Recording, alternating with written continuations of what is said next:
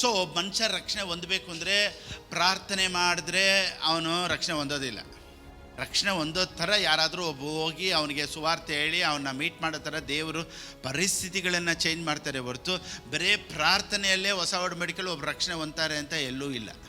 ರಕ್ಷಣೆ ಒಬ್ಬ ಮನುಷ್ಯ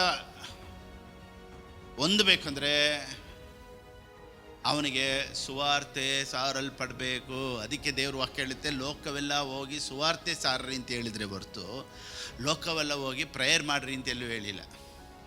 ಸೊ ಯಾವ ಪ್ರೀತಿಯಲ್ಲಿ ದೇವರು ನಿಮ್ಮನ್ನು ಪ್ರೀತಿಸ್ತಾರೆ ಗೊತ್ತಾ? ಯೇಸು ಸ್ವಾಮಿನ ಹೆಂಗೆ ಪ್ರೀತಿ ಮಾಡಿದ್ರೋ ಅದೇ ಪ್ರೀತಿಯಲ್ಲೇ ನನ್ನನ್ನು ನಿಮ್ಮನ್ನು ಪ್ರೀತಿ ಮಾಡೋದು. ಅದಕ್ಕೆ ಯೇಸು ಸ್ವಾಮಿ ಏನು ಹೇಳ್ತಾರೆ, ಯಾವಾಗೆಲ್ಲ ತಂದೆ ಹತ್ರ ಹೋಗ್ತಿರೋ ನನ್ನ ಹೆಸರಲ್ಲಿ ಹೋಗಿ, ಇನ್ ಜೀಸಸ್ ನೇಮ್ ಅಂತ ಹೋಗಿ. ಯಾಕೆ ಗೊತ್ತಾ?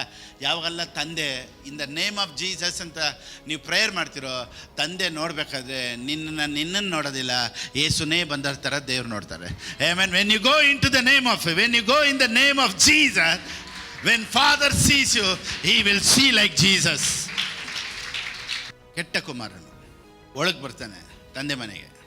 ಬಂದಿದ್ದ ತಕ್ಷಣ ಅವನು ಓಡ್ ಬರ್ತಾ ಇದ್ದಂಗ್ಲೇ, ಹೋಗಿ ಸ್ನಾನ ಮಾಡ್ಕೊಂಬ, ಸ್ವಲ್ಪ ಕ್ಲೀನಾಗಿ ಸ್ನಾನ ಮಾಡ್ಕೊಂಬ, ಆಮೇಲೆ ತಪ್ಕೊಳ್ಳೋಣ ಅಂದ್ರೆ ಇಲ್ಲ. ಅವನು ಯಾವ ಪರಿಸ್ಥಿತಿ, ಹಂದಿಗಳ ಜೊತೆ ಮಲ್ಕೊಂಡು ಹಂದಿ ತಿನ್ನೋ ಜಾಗದಲ್ಲೇ ಮಲಗಿದ್ದ. ನೋಡಿ, ವಾಸನೆ ಅಂದರೆ ವಾಸನೆ. ಫಸ್ಟು ಬಂದಿದ್ದ ತಕ್ಷಣವೇ ಹಗ್ಗು, ಆಮೇಲೆ ಕ್ಲೀನಿಂಗ್. ನೀನು ಯಾವಾಗ ಒಳಗೆ ಬಂದೋ ನಿನ್ನನ್ನು ಇರೋ ಪರಿಸ್ಥಿತಿಯಲ್ಲೇ ದೇವ್ರು ಹಗ್ ಮಾಡಿದ್ರು ನೋಡ್ದ, that is called God's love. That is called God's. ಅದು ದೇವರ ಪ್ರೀತಿ ರೀ.